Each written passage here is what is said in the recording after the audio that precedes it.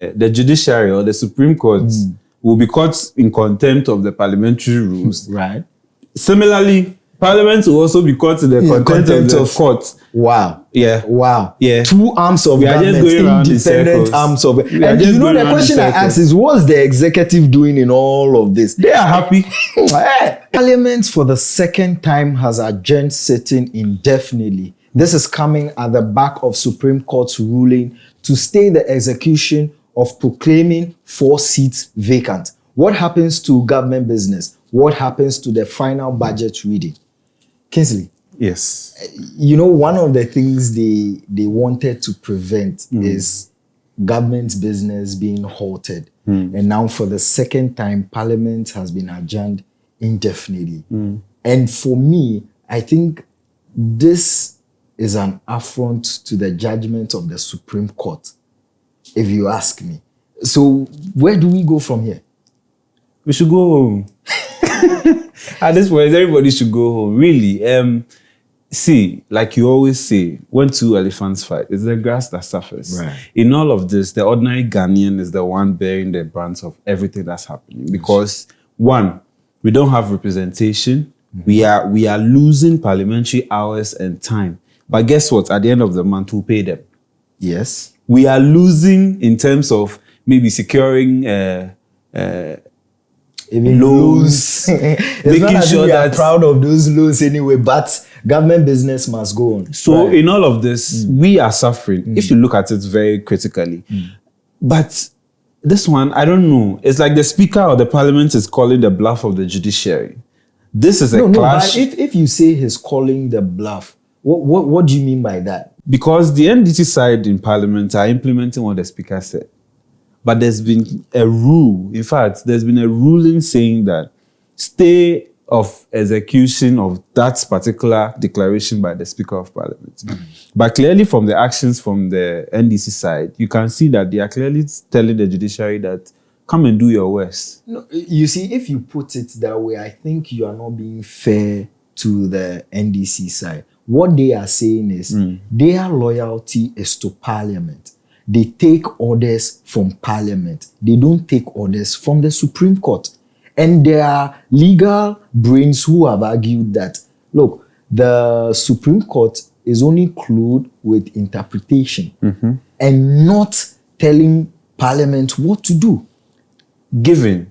But the moment you bring something before them, which is the judiciary for interpretation, Right. it means that whatever they tell you can be binding. Right. But the tricky part of this is that this is Parliament. And like you said, Parliament is very independent. Yeah. And so you can't tell it what to do. Exactly.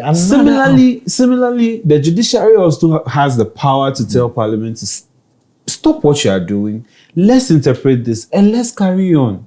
But for the NDC to always insist on sitting on the majority side, it means clearly they are going with what the Speaker said or the declaration he made and, quote and unquote, pushing what the judiciary is doing into the bin. And I find it very disrespectful, if you ask me. They say that every arm of government is independent on their own. So you can't tell this what to do and the other two can't tell this what to do. But if this fight continues, already the confidence in our democracy is dwindling. Now, a state institution like the Supreme Court to suffer this damage, how do they repair this from here? Because me, from where I sit, I see a Supreme Court whose image is suffering image crisis right now. To me, that's how I see it. How do they avert this? No, they are all doing their jobs. Let's give it to them. Both Parliament and the judiciary or the Supreme Court, they are all doing their jobs. But where do we go from here? I think it is in the best interest of the Supreme Court to call the case quickly. I think even the dates they've given us, they can even call it earlier. And make sure that they expedite everything they are doing to come to a conclusion at a very early stage. Otherwise, we are heading towards the constitutional crisis we are so much trying to avoid. Right. So it is in their best interest. Now we are waiting for the interpretation because clearly the NDC side in Parliament have made it known to us that they are not going to work with the orders of the Supreme Court. They only take orders from Parliament. Yes. So now it means that we are waiting on you to interpret this. Do it fast so that we will know our left from our right. I think that would be the best option. So once that is done, do you foresee changes in Parliament once the ruling from Supreme Court? The changes happens. We keep saying, Charlie, the people, they have just days to end this Parliament. So I don't get the reason why we are still bent on the changes. The changes you wanted to see should have been 3.5 years ago. Yes, I know that at the tail end of every parliamentary life, a lot happens because the government tries to bring everything at once for it to be approved and all of that. But this Parliament has been dramatic from the day they were supposed to have been sworn in till the day they are exiting. So it's nothing new. Right. So we saying that something will change. Nothing will change. In fact, the people you are fighting for, most of them are on campaign trail. They don't care. They are going to people's homes just to get their votes. And we are here shouting and parliamentary this and parliamentary that. They don't care. Even when we call it today, they won't get a full house. Bet it.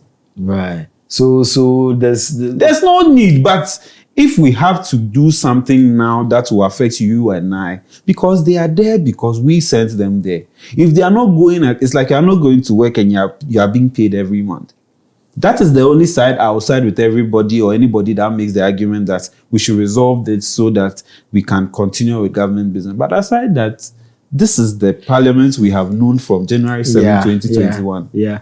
For me, what worries me is the fact that, an astute person like Afenyo King, you would expect that he would be able to. These are parliamentary issues and parliamentary businesses, and they've been in this thing for far too long to know that in-house lobbying, negotiations, and all of these things happen. So to quickly go to the Supreme Court, not even resorting to other options, I find that worrying. And again, when on the previous show, you asked, now who caused some? Yeah. These are some of the causes, and the effects is what we are feeling. No, don't go back. We are moving forward. Now we are here. How do we go from here? So again, do you understand? We are stuck here. So let's look at how we will move past this stage and not go back. You see, and moving past this, what it means is that NPP is saying that they want to sit at the majority. That's how we can move past this. The only way we can move past. Why don't we leave the way things are for the speaker to tell us what his stance is? Like, I just don't get it. So the speaker came with a ruling, with a finding, right? And that finding, Supreme Court says state. So it means that even in the first place, we've not had any ruling from the speaker, no? So why don't we leave things as they are? So it means that NDC is fomenting trouble. From what the analogy you are giving right now, it means that NDC is the one fomenting trouble.